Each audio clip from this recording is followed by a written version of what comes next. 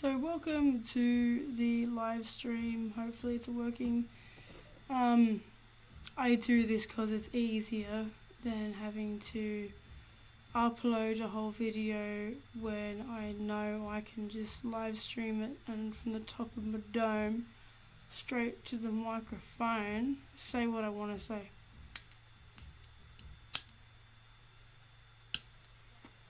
Now, when it comes to technology, specifically informational technology being used in operational security,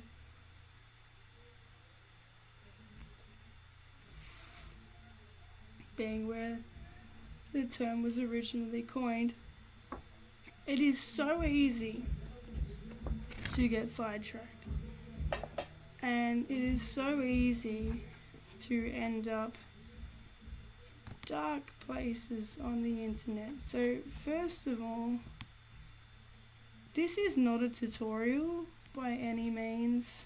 This is just to show you, like I'm trying to fucking reformat a phone, right?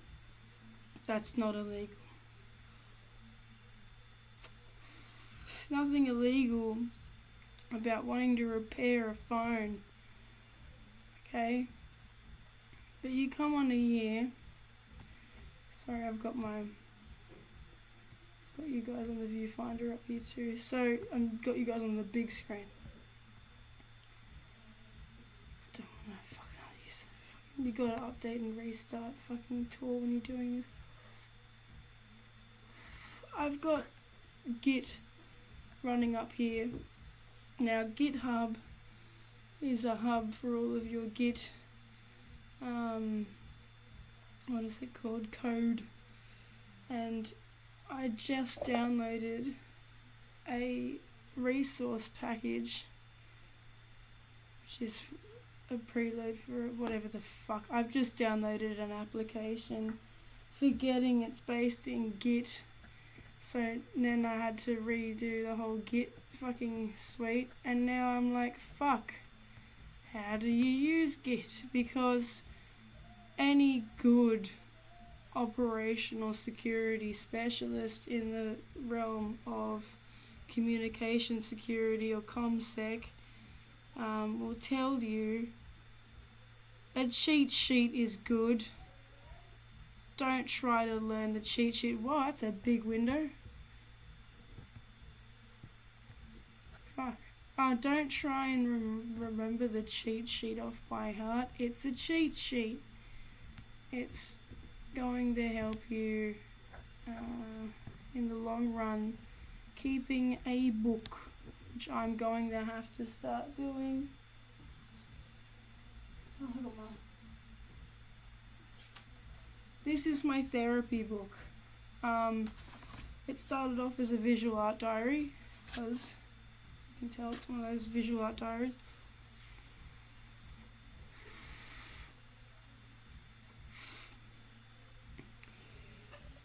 And, yeah, it's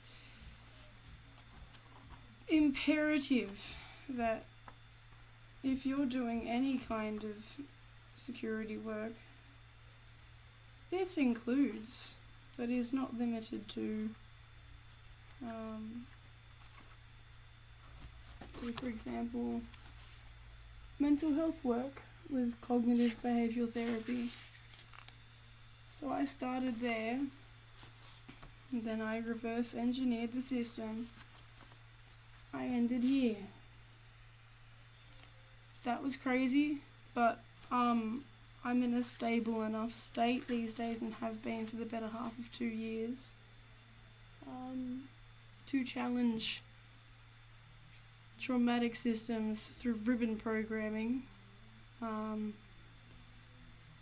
that caused me to think I had emotional, what are they called?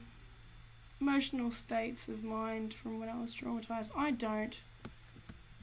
I'm a bona fide psychopath, and there's nothing wrong with that. Now, when it comes to operational security and informational security, you will find the best ones, and I mean the best security specialists in this field, are inherently psychopathic.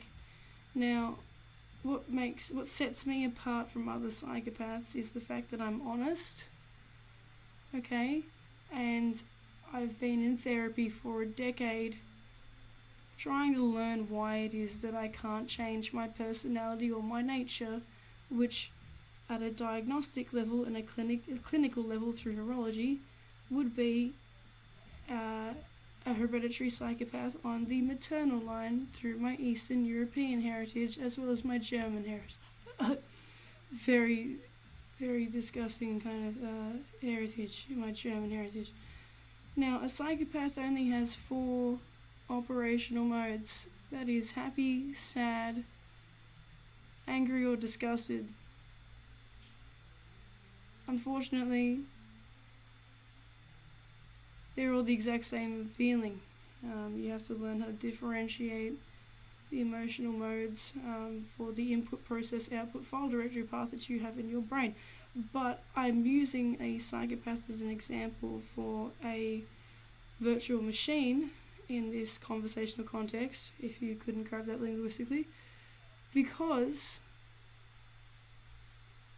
being sadistic, I am a sadistic, malevolent, inclined psychopath, which means I'm a violent psychopath. So you got non-violent psychopaths and you got violent psychopaths.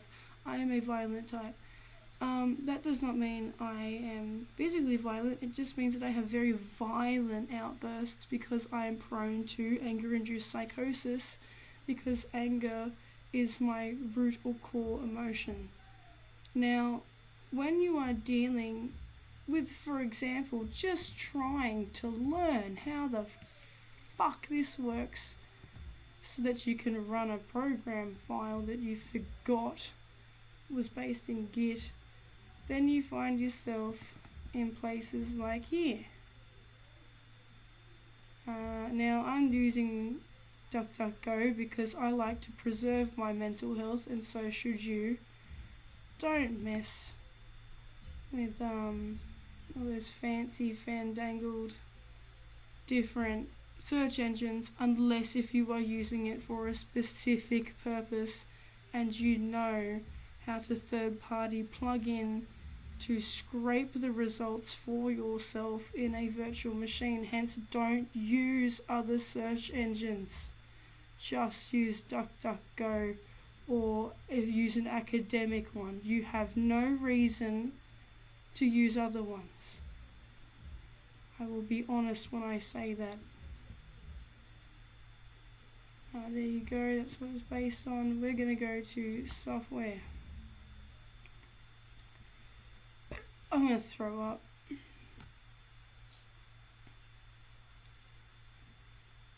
So yeah, I'm here at the moment.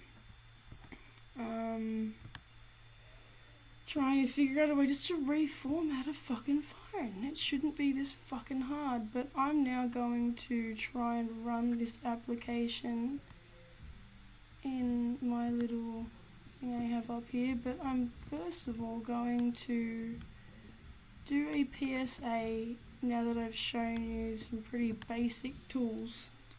If you've been wondering this whole time where to start on the adventure of learning how hacked into their printer,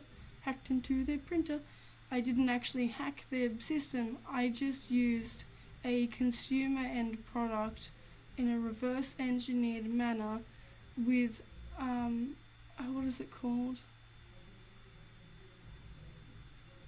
A search prompt that would do a pull request for data that I was looking for that would otherwise not be found within a regular search. It's kind of like a reverse engineered catchment page, if we remember them. But I'm going to take a little mental health break and end the stream here, and then come